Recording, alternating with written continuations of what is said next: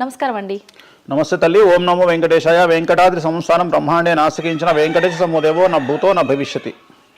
ఇప్పుడు ఈ గ్రహాల మార్పుల వల్ల ఏవో రాబోతున్నాయని, మొన్న రీసెంట్గా బ్రహ్మంగారి ఇల్లు కూలింది అని, అంటే ఎక్కడ ఏ మూలన ఏం జరిగినా కూడా దాన్ని ప్రతి ఒక్కదానికి లింక్ చేసి దానివల్ల ఏదో దుష్ప్రభావాలు రాబోతున్నాయి, దీనివల్ల ఇబ్బందులు పడబోతున్నారని చెప్తున్నారు. మరి ఈ 2026 మనమైతే ఉగాది నుంచి చూసుకుంటాం, కానీ ఆంగ్ల నూతన సంవత్సరం రాబోతోంది. దీని ద్వారా మనకు ఉగాది వరకు ఈ మధ్యకాలంలో ఎలా ఉండబోతోంది, గ్రహాలు రాశుల పరంగా చూసుకుంటే, పంచభూతాల పరంగా చూసుకుంటే, తర్వాత మనకి సంవత్సరం మారిన తర్వాత ఎలా ఉండబోతోంది. 20 నిమిషాలు ఆడుకుందామనే ప్రయత్నం చేసిన నీకు ఇప్పుడు చిన్న ఫినిషింగ్ టచ్ ఇస్తా. అసలు నువ్వు జనవరి 1కు ముందు నా దగ్గరికి ఇంటర్వ్యూకి ఎందుకు వచ్చినావు? ఎందుకు రావు? ఉగాది కదా నువ్వు రావాలి. ఉగాదిది సపరేట్, అప్పుడు కొత్త పంచాంగం దృష్ట్యా ఇది సపరేట్. క్వశ్చన్ లేదు. ఎందుకని? తప్పు. దీనికి ఆన్సర్ చెప్పినాకనే ముందరకు పోవాలి మనం. ఉగాది 2026 మార్చి 19 నాడు శ్రీ పరాభవన సంవత్సరం వస్తుంది. దానికి కదా మనం పంచాంగం తీసుకోవాలి. నేను ఎందుకు ముందుగా వచ్చానంటే నేను దానికి ఆన్సర్ చెప్తా. మీరు ఎట్లాగో బిజీ పూజల్లో, మళ్ళీ నాకు అవకాశం దొరుకుతుందో లేదో తెలియదు. కాదు కాంపిటీషన్ జీవితములో నిన్ను నువ్వు నిలబెట్టుకోవడానికి కొత్తదనాన్ని ఎంచుకొని నిన్ను నమ్ముకున్నటువంటి ఓనర్కు నీ పూర్తి కర్త కర్మ క్రియ నీ రిజల్ట్ను ఇవ్వడానికి నువ్వు చేస్తున్నటువంటి ఒక ప్రయత్నం, నిన్ను నువ్వు జనాల్లో కొత్తగా ప్రొజెక్ట్ చేసుకోవడానికి చేస్తున్నటువంటి ప్రయత్నం. అదే ప్రయత్నం వేణుస్వామి చేసిండు కామాఖ్య విషయంలో. అమ్మా ఇట్లొచ్చారా? అర్థమైందా? కాబట్టి జనాల్లో కొత్తదానంలో కొత్తగా వస్తే నువ్వు గదే యాంకరింగ్ నేర్చుకున్నావు, గాయన గదే అడ్వకేట్ చదువుకుండు, గా టీవీ ఛానల్ గదే చేసింది. మరి గా టీవీ ఛానల్ ఏమో ప్రైమ్ టైం స్లాట్ 2 లక్షలు ఎట్లా పోతుంది, మనకి వాళ్ళ చిన్న ఛానల్లో 2000 ఎందుకు పోతుంది అంటే వాళ్ళు కష్టపడడానికి వాళ్ళు చేసిన స్టింగ్ ఆపరేషన్లు కావచ్చు, వాళ్ళు జీవితాన్ని నాశనం చేసిన విధానం కావచ్చు, వాళ్ళకి ఆ పేరు వచ్చింది. సో అట్లనే వేణుస్వామి కష్టపడి ఈ స్థాయికి రావడానికి వేణుస్వామికి అంటూ ఒక బ్రాండ్ ఉన్నది. సో రెండవది, ఇదే సంవత్సరం ఇదే ఛానల్లో 2025 శివ అనే ఒక యాంకర్ కు నేను ఇంటర్వ్యూ ఇచ్చిన. అందులో చాలా విషయాలు చెప్పిన. ఏమేం చెప్పిన? ఈ సంవత్సరము రైలు ప్రమాదాలు ఎక్కువ అని చెప్పిన, విమాన ప్రమాదాలు ఎక్కువ అని చెప్పిన. చెప్పంగా వెనకకించి వచ్చి వీడికి పని పాట లేదు, వీడు పొద్దుగాలు లేస్తే ఇటువే మాట్లాడతాడు అని తిట్టిరు నన్ను. మరి అయినప్పుడు ఒక్కడన్నా పెట్టడేంద్రా? పెట్టాలే కదా. ఎందుకు పెట్టారు అంటే చివరికి జ్యోతిష్యం చెప్పుకునే స్వేచ్ఛ కూడా మా బొందకు లేకుండా చేసిరు. జ్యోతిష్యంలో అరే ఇప్పుడు నా సొంత కవిత్వం కాదు, ఎవరిని అడిగినా చెప్తారు. ఈ సంవత్సరం గురువు అధిపతి కమాండర్ కేతువు అన్ని క్లియర్గా ఉన్నాయి. కేతువు అంటే మోక్షకారకుడు, భక్తికారకుడు. ఈ సంవత్సరం 2026లో ఎక్కడైతే జనాలు గుమిగూడు ఉంటారో అక్కడ ప్రాబ్లమ్స్ వస్తాయి. అది రేపు జరగబోయేటువంటి పుష్కరాలు కావచ్చు, రేపు జరగబోయే సమ్మక్క సారక్క పండగ కావచ్చు, లేకపోతే దేవాలయాల్లో ముక్కోటి ఏకాదశి కావచ్చు, ఎక్కడైతే భక్తి భావం ఉంటుందో అక్కడ చాలా పెద్ద పెను ప్రమాదాలు సంచలనాలు జరుగుతాయని శాస్త్రం చెప్తుంది. శాస్త్రం చెప్పినప్పుడు ఆ శాస్త్రాన్ని వేణుస్వామి చెప్తున్నాడు. దీన్ని కూడా తప్పు తీసుకుపోయి వేణుస్వామి ఏలినాడు శని నడుస్తుంది మేషరాశికి, మేషరాశి బాగుండదు అని చెప్పాలి కానీ మేషరాశి సూపర్ స్టార్లు అవుతారని నేనెందుకు చెప్తా అంటే ఒక చూసిన వేణుస్వామి మన ఒక ఆమె నేను మీనరాశి బాగాలేదంటే మీనరాశికి బాగాలేదని చెప్తున్నా వేణుస్వామి ఎట్టడే ఎప్పుడు వేణుస్వామి అని ఇట్లా ఊతుంది, ఇట్లనే ఊతుంది ఆమె, ఇట్లనే అంటుంది వేణుస్వామి చెప్పిండు అని తిట్టింది. నువ్వు నమ్మవమ్మా, ఆమె అమెరికా నుండి పంచుప్రభాకర్ అని ఒక ఆయన ఉంటాడు, ఆయన తిట్టిండమ్మా ఆ బూతులు భగవంతా నేనైతే తెల్లారి చచ్చిపోతుండే. అంటే వాళ్ళిద్దరికి ఫైటింగ్ జరిగి గదే మీనరాశి అని చెప్తున్నాను నేను. ఆమె మీనరాశి అంట, గదే మీనరాశి అంటున్నాను. అంటే నేను చెప్పేది అదే. నేను చెప్పేది ఫస్ట్ శనీశ్వరుడు కాదు, శనేశ్వరుడు. సో నెక్స్ట్ తులారాశి వారికి షష్టమ స్థానంలో శని కనిపిస్తా ఉన్నాడు. కాకపోతే గురువు విపరీత రాజయోగాన్ని ఇవ్వబోతా ఉన్నాడు. వీళ్ళకి గురు బలము మరియు దైవ బలం అనుకూలంగా ఉండడం వల్ల మీ జీవితాన్ని కొత్తగా ప్రొజెక్ట్ చేసుకునేటువంటి అవకాశం మీకు దేవుడు కల్పిస్తూ ఉన్నాడు. ముందుకు వెళ్ళే ప్రయత్నం చేయండి. చాలా కొత్తగా మిమ్మల్ని మీరు ఆవిష్కరించుకునే ప్రయత్నం చేయండి.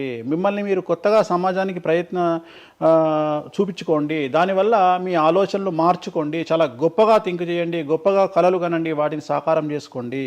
గురువు అనుకూలంగా ఉన్నాడు. కాకపోతే కుటుంబంలో పెను సంచలనం జరిగే అవకాశం కనిపిస్తూ ఉంది. 6వ స్థానము భాగ్యానికి మరియు శత్రుత్వానికి కారకుడు కాబట్టి శని వల్ల సంచలనం జరిగే అవకాశం ఉంది. విద్యార్థులు, ఉద్యోగస్తులు, వ్యాపారస్తులు, కళాకారులు, క్రీడాకారులు, రైతులు, అలాగే రాజకీయ నాయకులు ఎవరైనా సరే వాళ్ళ జీవితంలో ఏదో ఒక పెను సంచలనం జరిగే అవకాశం కనిపిస్తూ ఉంది. నలుపు రంగు దుస్తులకు దూరంగా ఉండండి. తిరునల్లార్ శనీశ్వర ఆలయంలో ప్రత్యేకమైన శని పూజ నిర్వహించడం ద్వారా సమస్యల నుండి బయటపడతారు. నెక్స్ట్ వృశ్చిక రాశి వారికి అర్ధాష్టమ శని వెళ్ళిపోయింది. శని గురువులు అనుకూలంగా ఉన్నారు, రాహు కేతువులు అనుకూలంగా ఉన్నారు. కళాకారులు, క్రీడాకారులు, ఉద్యోగస్తులు, విద్యార్థులు, వ్యాపారస్తులు, రైతులు, రాజకీయ నాయకులు, స్త్రీలు, అన్ని రంగాల వారికి పూర్తిగా 100కి 100% అనుకూలంగా ఉన్నటువంటి రాశి వృశ్చిక రాశి. పూర్తి స్థాయిలో విశాఖ 4, అనురాధ 1, 2, 3, 4, జ్యేష్ఠ 1, 2, 3, 4, 9 పాదాల వారికి విశేషించి రాజయోగంగా భావించాల్సి ఉంటుంది. మే వరకు విపరీత రాజయోగం కనిపిస్తూ ఉంది. మే తదుపరి కూడా అనుకూలమైన ఫలితాలను పొందుతారు. కాబట్టి వీరికి ఎటువంటి రెమెడీస్, ఎటువంటి పూజలు అవసరం లేదు. చాలా గొప్పగా కళలు కనండి, మీకున్నటువంటి కళలను సాకారం చేసుకోండి, మీకు ఎటువంటి రెమెడీస్ కూడా అవసరం లేదు. నెక్స్ట్ ధనుసు రాశి వారికి అర్ధాష్టమ శని నడుస్తూ ఉంది. అర్ధాష్టమ శని అనేటువంటిది డబ్బులను అధికంగా ఇచ్చి ఆ డబ్బుల ద్వారా సమస్యలు తెచ్చేటువంటి ఒక పరిస్థితి. అంటే డబ్బులు లేకపోతేనే సమస్యలు అంటారా? డబ్బులు ఉంటే కూడా సమస్యలు. డబ్బులు ఉన్నప్పుడు వాటిని మనం ఖర్చు చేసే విధానంలో సమస్యలు, వాటిని మనం ఎలా సమాజంలో ఖర్చు పెట్టబోతున్నామనే సమస్యలు ఏర్పడేటువంటి అవకాశం ఉంది. కాబట్టి మీరు ఇన్వెస్ట్మెంట్ చేయడంలో కానీ, అప్పులు ఇవ్వడంలో కానీ, ఎవరికైనా అప్పులు ఇవ్వడంలో కానీ, చిట్టీలు వేయడంలో కానీ, సహాయం చేయబోయేటప్పుడు కానీ జాగ్రత్తలు తీసుకోండి. ఎటువంటి పరిస్థితుల్లోనూ డబ్బులు ఎవరికి ఇవ్వవద్దు. సో ధనుస్సు రాశి వారికి డబ్బు పరంగా సమస్యలు ఏర్పడే అవకాశం ఉంది. రాక డబ్బులు వచ్చినాయి కాబట్టి తీసుకెళ్ళి వేరే వాళ్ళకి ఇచ్చి మోసపోయే అవకాశాలు కనిపిస్తూ ఉన్నాయి. ఈ ఒక్క విషయంలో ధనుస్సు రాశి వాళ్ళు జాగ్రత్తలు తీసుకుంటే విద్యార్థులకు, ఉద్యోగస్తులకు, కళాకారులకు, క్రీడాకారులకు, రాజకీయ నాయకులకు, స్త్రీలకు, వ్యాపారస్తులకు, రైతులకు, అన్ని రంగాల వారికి ఈ సంవత్సరం అనుకూలంగా ఉంటుంది. ఓన్లీ మీరు చేయాల్సిన రెమెడీ నలుపు రంగు దుస్తులకు దూరంగా ఉండండి. తిరునల్లార్ శనీశ్వర ఆలయంలో ప్రత్యేకమైన శని పూజ నిర్వహించడం ద్వారా సమస్యల నుండి గట్టెక్కుతారు. నెక్స్ట్ మకర రాశి వారికి ఈ సంవత్సరం చాలా అనుకూలంగా ఉంది. ఈ సంవత్సరం అండర్లైన్ చేయాల్సిన విషయం ఏమిటంటే మకర రాశి వారికి భార్యాభర్తల మధ్యన గ్యాప్ ఏర్పడేటువంటి అవకాశం ఉంది. గొడవలు వచ్చే అవకాశం ఉంది. ఈగోస్ వల్ల కానీ వేటి వల్ల అయినా సమస్యలు వచ్చే అవకాశం ఉంది. అది కాకుండా విద్యార్థులకు అనుకూలతలు ఉంటాయి, ఉద్యోగస్తులకు అనుకూలతలు ఉంటాయి, రైతులకు 2 పంటల దిగుబడి రాబడి ఉంటుంది. అలాగే రాజకీయ నాయకులకు సమాజంలో మంచి పేరు ప్రఖ్యాతులతో పాటు పదవులు సిద్ధిస్తాయి. రైతులకు 2 పంటల దిగుబడి రాబడి ఉంటుంది. వ్యాపారస్తులకు రూపాయికి 100 రూపాయల లాభం ఉంటుంది. స్త్రీలకు కోరుకున్నటువంటి ఫలితాలు ఉంటాయి. అన్ని రంగాల వారికి అనుకూలమైన ఫలితాలు మకర రాశి వారికి ఉండబోతా ఉన్నాయి. వీరు సోమవారం నాడు శివాలయంలో రుద్రాభిషేకం నిర్వహించుకున్నట్లయితే సమస్యల నుండి గట్టెక్కుతారు. సో నెక్స్ట్ కుంభరాశి వారికి ఏలినాటి శని చివరి అంకంలో ఉంది. చాలా సమస్యలు కనిపించబోతా ఉన్నాయి. కుటుంబంలో ఎవరిని తీసుకున్నా విద్యార్థులు, ఉద్యోగస్తులు, వ్యాపారస్తులు, కళాకారులు, క్రీడాకారులు, రాజకీయ నాయకులు, స్త్రీలు, ఉద్యోగస్తులు, బ్యూరోక్రాట్లు అందరికీ సమస్యలు ఉన్నాయి. వాహన ప్రమాదాలు, పోలీస్ కేసులు, కోర్టు కేసులు, ఆరోగ్యపరమైన ఇబ్బందులు, మానసికమైన ఇబ్బందులు, స్త్రీలకైతే థైరాయిడ్ సమస్యలు, పీసీఓడి సమస్యలు, గర్భసంచికి సంబంధించిన సమస్యలు, మానసికమైన ఇబ్బందులు బాధించే అవకాశం కనిపిస్తూ ఉంది. జాగ్రత్తగా ఉండండి. నలుపు రంగు దుస్తులకు దూరంగా ఉండండి. శనివార నియమాన్ని పాటించండి. సప్త శనివార వ్రతాన్ని పాటించండి. సప్త శనివార వ్రతం అంటే శనివారం నాడు శ్రీ వెంకటేశ్వర స్వామి వారికి సంబంధించినటువంటి వ్రతము. ఇది పుస్తకం మీకు మార్కెట్లో దొరుకుతుంది. తీసుకొచ్చుకొని 7 వారాల పాటు 7 శనివారాల పాటు చేయండి. సమస్యల నుండి గట్టెక్కుతారు. ఇక చివరిది లాస్ట్ది అనేటువంటిది మీనరాశి వారికి ఈ సంవత్సరం జన్మశని నడుస్తూ ఉంది. జన్మశని చాలా డేంజరస్గా ఉండబోతూ ఉంది. ఏ రంగంలో ఉండే వారికైనా ఈ సంవత్సరం సమస్యలు తప్పవు. ఆర్థికంగా, సామాజికంగా, న్యాయపరంగా, ఆరోగ్యపరంగా, వాహన ప్రమాదాలు అవ్వచ్చు, ఆర్థికపరమైన నష్టాలు అవ్వచ్చు, పోలీస్ కేసులు అవ్వచ్చు, ఇంట్లో తల్లిదండ్రులు ఒకళ్లకు ప్రాణగండాలు అవ్వచ్చు, భార్యాభర్తల మధ్యన గొడవలు అవ్వచ్చు. మరీ ముఖ్యంగా ఈ సంవత్సరం మీనరాశి జాతకులు ఉండేటువంటి ఇళ్లలో మగవాళ్లకు సంపాదన లేకుండా ఖాళీగా ఉండడం వల్ల ఆడవాళ్లు మాత్రమే సంపాదించి, ఆడవాళ్ల ఉద్యోగంతో డబ్బులు సంపాదించి, ఆడవాళ్ల అంటే భార్యల మీదనో, ఆడవాళ్ల కూతుళ్ళ మీదనో, తల్లి మీదనో బ్రతికేటువంటి పరిస్థితి మగవాళ్లకు ఉండే అవకాశం ఉంది. కాబట్టి ఈగోలను చంపుకోండి.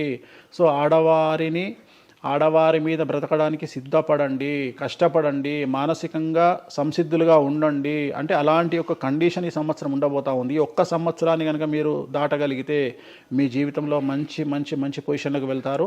సో నలుపు రంగు దుస్తులకు దూరంగా ఉండండి. రాత్రిపూట ప్రయాణాలు చేయకండి. వాహన ప్రమాదాలు జరిగే అవకాశం కనిపిస్తూ ఉంది. జన సమూహం ఉన్నటువంటి ప్రాంతాలకు వెళ్ళకండి. సో జాగ్రత్తలు తీసుకోండి. నలుపు రంగు దుస్తులకు దూరంగా ఉండండి. తిరునల్లార్ శనీశ్వర ఆలయంలో ప్రత్యేకమైన శని పూజ నిర్వహించడం ద్వారా సమస్యల నుండి బయటపడతారు.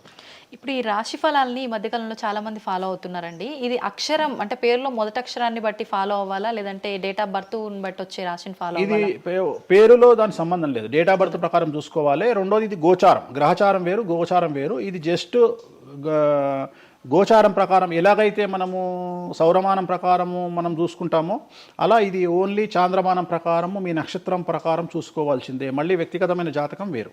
అంటే ఒక 3-4 రాశులు మినహాయించి అన్ని రాశుల వారికి కొంచెం ఇబ్బందికర పరిస్థితులే ఉన్నాయి. దానికి మీరు చెప్పిన రెమెడీస్ చేసుకుంటే సరిపోతుంది. ధన్యవాదాలండి, చాలా చక్కగా వివరించారు. ఓం నమో వెంకటేశాయ.